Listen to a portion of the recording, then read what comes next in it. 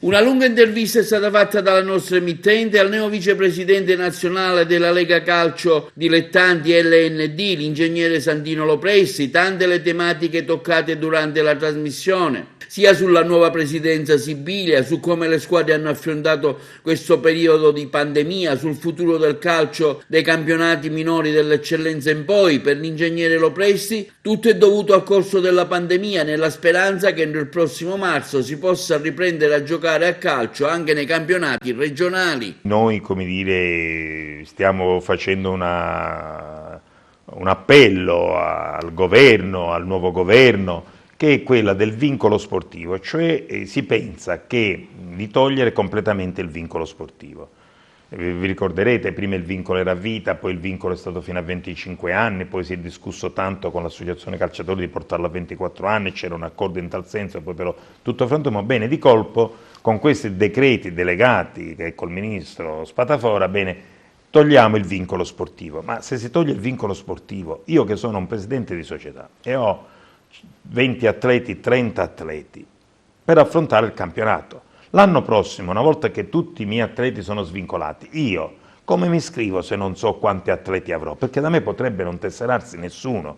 Mentre io oggi ho un patrimonio immateriale, non un patrimonio materiale, certo. un patrimonio valutabile, perché non sono valutabili le società come dire, dilettantistiche, mentre le professionistiche appartengono, il calciatore è un patrimonio della società. Nelle società dilettantistiche il calciatore non fa parte del patrimonio della società, anche perché sono tutte società dilettantistiche e quindi non è che hanno un patrimonio, quindi sono società, diciamo, associazioni sportive nella stragrande maggioranza. Bene, e quindi se io non ho nessun calciatore che è associato alla mia squadra, alla mia associazione, alla mia società, io probabilmente mi iscrivo a un campionato di eccellenza, un qualsiasi campionato, ma posso non avere nessun calciatore con cui affrontare il campionato. Quindi, come dire, questo patrimonio di cui oggi io dispongo, come dicevo, immateriale, ma è un patrimonio che l'indomani scompare, quindi come si può togliere il vincolo? Non è che capisco io quando c'era il vincolo a vita, oggi però c'è un vincolo molto, molto limitato. L'altra questione è che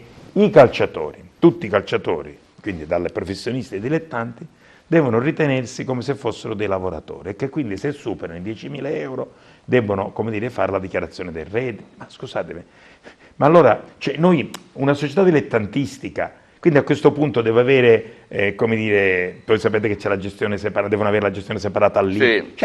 A cosa diventa? Cioè, gestire una società di dilettanti, cioè dilettanti, non dico che la domenica ci incontriamo e andiamo a giocare, però voglio dire, lo sport dilettantistico è questo, cosa deve diventare? Tant'è che lo stesso ministro prevedeva in questa legge delega che per i primi 2 anni alle società venivano dati dei rimborsi per poter, come dire, avere il commercialista, quindi lui stesso riconosce che per i primi 2 anni e poi, diceva il ministro Spadafora, pensiamo per gli anni successivi di trovare eventualmente altre, quindi si mette un sistema che è costoso per le società, poi però lo Stato mette delle risorse per far sì che le società che non possono, poiché le società non possono sostenere queste spese, gliele dà lo Stato. Ma a che serve questa cosa? Cioè, ma come può diventare un calciatore dilettantistico un lavoratore come se fosse un lavoratore a contratto a tempo determinato? Tutti però voglio dire, tutti lavoratori, ma Sì, questa sarebbe la certo. distruzione del calcio dilettantistico. Come dice il Presidente, 10.000, 9.000 società, mezzo milione, cioè sarebbe distruggere questo mondo. È chiaro che noi non è che siamo in difesa perché vogliamo difendere, come dire, la Lega, ma vogliamo difendere un mondo, cioè vogliamo difendere un tipo di sport, lo vogliamo difendere lo sport dilettantistico.